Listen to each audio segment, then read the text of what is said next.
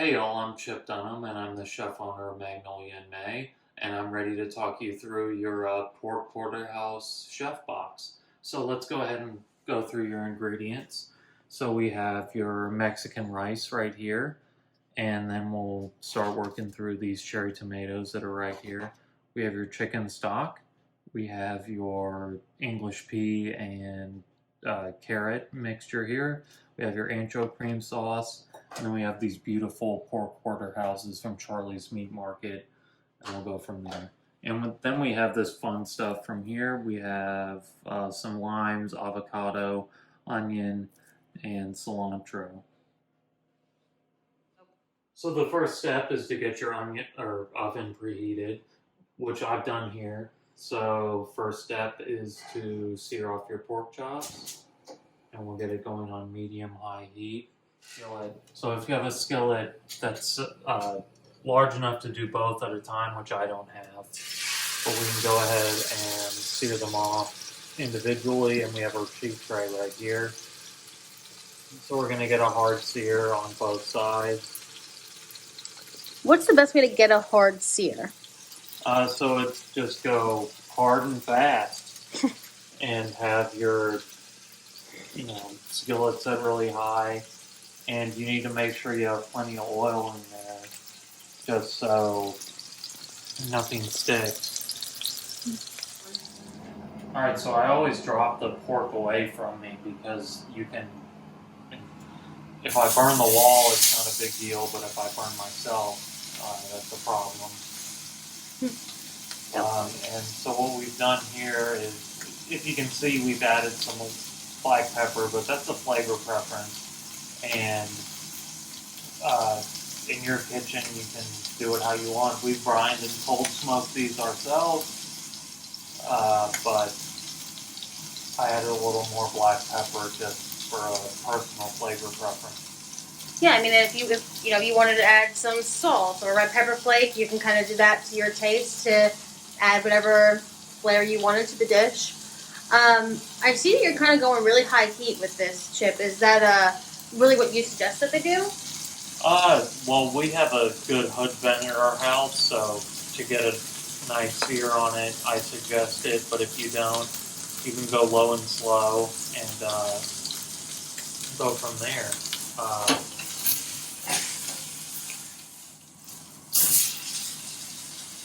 You can also throw these chops on the grill if you're like me and want to grill out in January in your banana shorts. I respect you even more. I love that, and I can't wait for you to post stuff on our Instagram about it. One of Chip's favorite pastimes is the game of how long can we wait for dinner when he wants to light the grill. So. Yeah, well, I let the charcoal get wet and all that stuff, so it's really fun. It is definitely one of the joys of our lives. So how long approximately do you think it'll take for these chops to finish cooking in the oven? Well, we're kind of going to take a journey together because what we're looking for is not an approximate time, but what we're looking for is a temperature or like a feeling, and I'll show you that later in the video. Cool, I like that. Alright, so now that we got our pork seared off, we're going to go ahead and throw it in the oven. And we'll check it out here in a second. And what's really fun about this dish is now I've got time to go to the refrigerator and crack open a nice cold beer. And then I'm going to go ahead and do the rest of my stuff for the dish.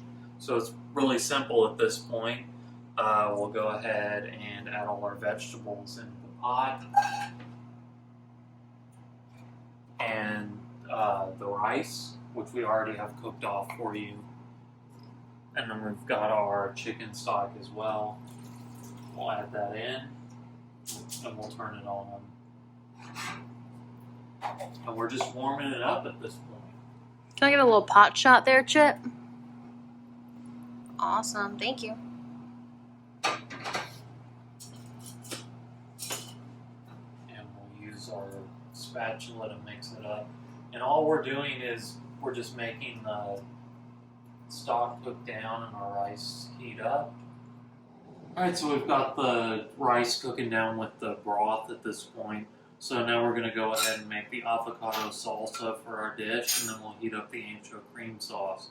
So I've provided an extraordinary amount of cilantro, lime, and avocado and onion.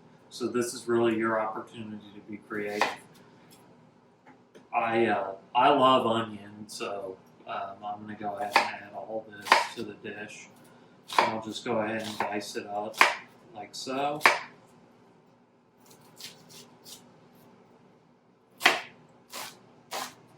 And what I'm doing here is just dicing it up, and I'll go ahead and add it to the bowl.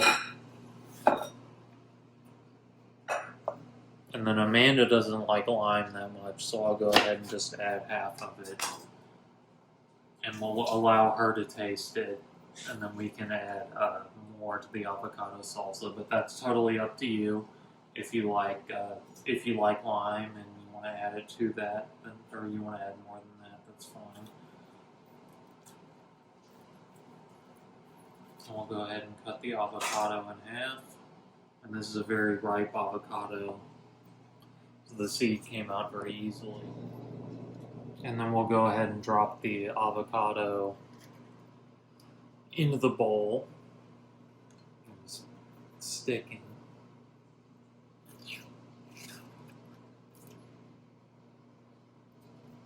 And we can mash it up.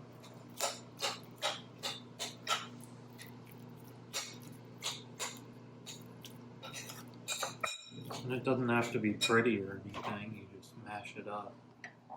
And we have our cherry tomatoes.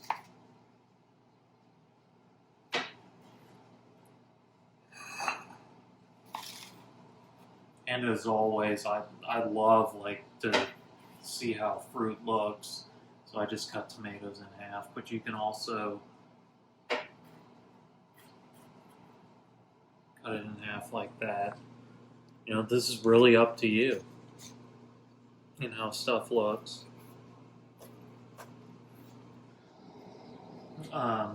And I've also provided you with a bunch of cilantro.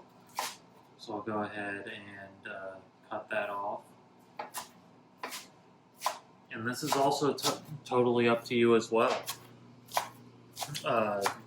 You know, if you want to put all of it in there, I wouldn't recommend it, but if you love cilantro, you can do that. But when you're chopping cilantro, think of a choo-choo train, like in Madison, one of my daughter's books, and just cut it up like, you know, make sure you're making a wheeling motion, and go from there.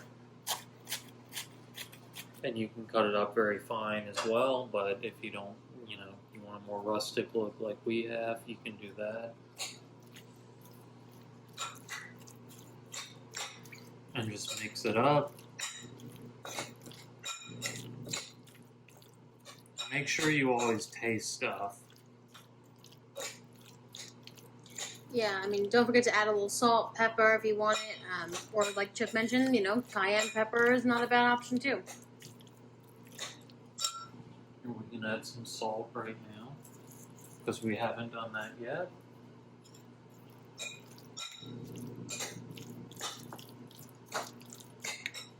And a little bit of pepper. I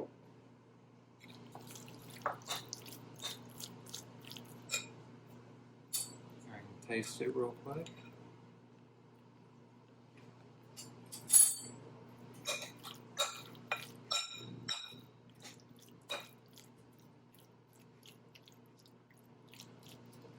It's actually really good. I don't think I've ever nailed it on the first try.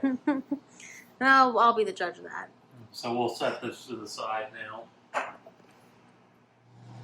Alright, so the liquid is cooking on the rice, so we're almost there, but we'll let it warm up the whole way. And then what we're going to do is add our ancho cream sauce to this small little pot. And make sure you get all that good stuff out of there.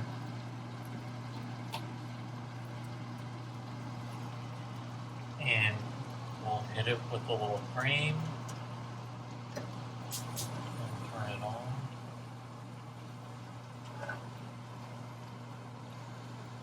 we've got this little half slice of lime that we'll add in there. And if you like lime more, then add a little more lime. We've provided you with plenty of lime.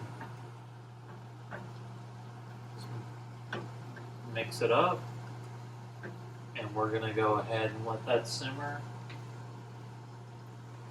And we're gonna go ahead and check our pork. I'll pull this out. And really the key to checking the temperature on a pork, or anything with the bone on, is just checking by the bone. And we'll go ahead and go down there.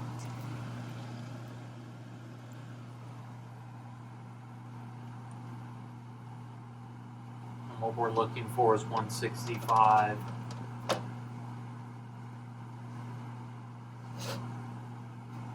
And we'll check both of them.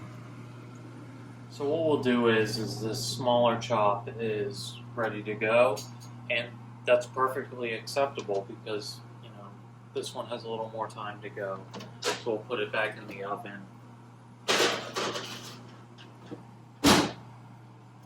And let it cook more, and this one will rest up real nice. And this rice is almost ready to go. Getting closer. And then our sauce is hot. And then all we're waiting on is that last chop. Sorry, Chip. I want to show the people the sauce. The people sauce.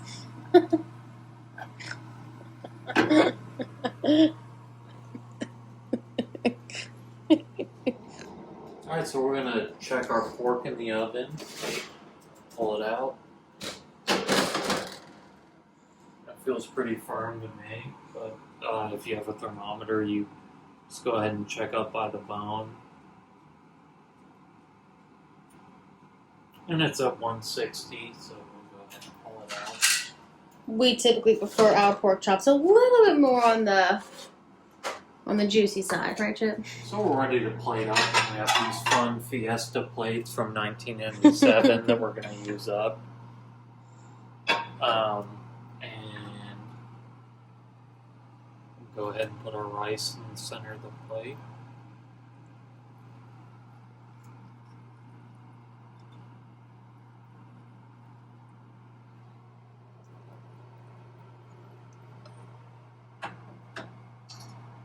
And put your chop on top of the rice. And we have our ancho cream right here. And you can get creative. You can go over the top like that, or you can go around the plate. Totally up to you. Get crazy with it, guys. And then you have your avocado salsa on top.